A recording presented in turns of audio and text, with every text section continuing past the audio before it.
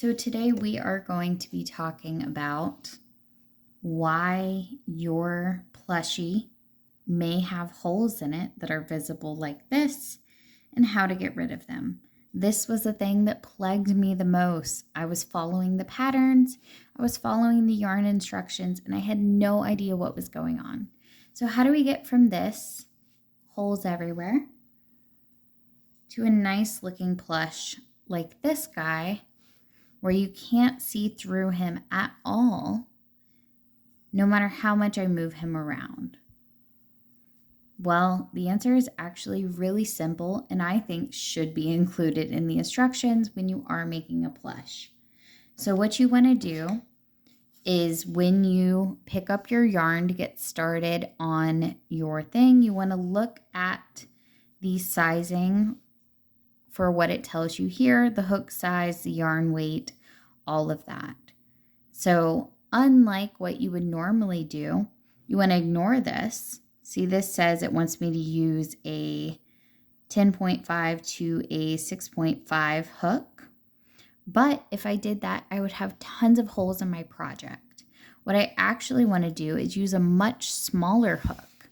So I have been using a size 4 hook on this yarn, and that has worked wonders for me. Using a hook that is almost twice as small as suggested has made a huge difference. So I'm going to show you what will happen if you use a smaller hook versus a larger one.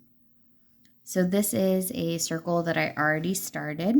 You can watch my magic circle tutorial video if you have questions on how to do a magic circle hack. So from here, I'm going to go ahead and just do a few more stitches into it so that you can see what it will look like. And then we will do one with a larger hook size to look at that as well.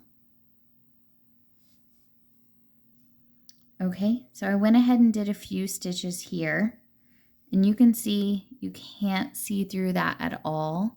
It's a very, very tight crochet, and you can barely even see the stitches. And I'm going to try it with a larger hook, which is still smaller than recommended. This is a 5.5 hook.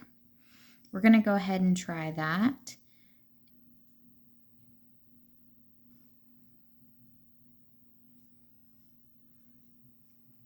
You can see all of the stitches. You can see holes through some of the stitches. And this is even 1 time smaller than the hook size recommended. My last recommendation for making sure that your plushie doesn't have any holes is that you have to pull it a lot tighter. So normal crochet with a chunky yarn, you'll probably have a looser grip because you want it to be able to pull through naturally.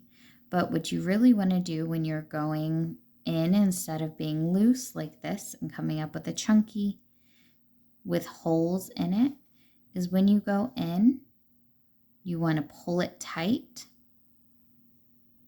go through, and then pull tight again, and you'll get a much tighter stitch.